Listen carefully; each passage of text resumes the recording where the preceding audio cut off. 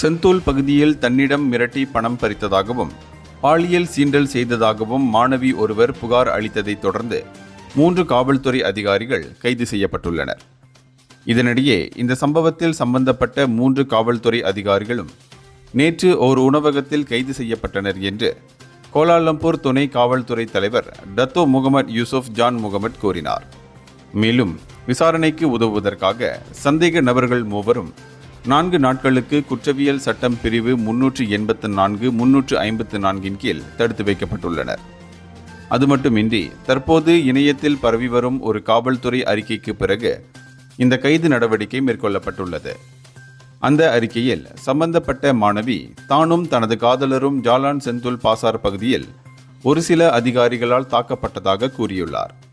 மேலும் தன்னிடம் 10,000 ரிங்கிட் பணத்தை மிரட்டி பறித்ததாகவும் ஒரு அதிகாரி தன்னை பாலியல் சீண்டல் செய்ததாகவும் அவர் குற்றம் சாட்டியுள்ளார்.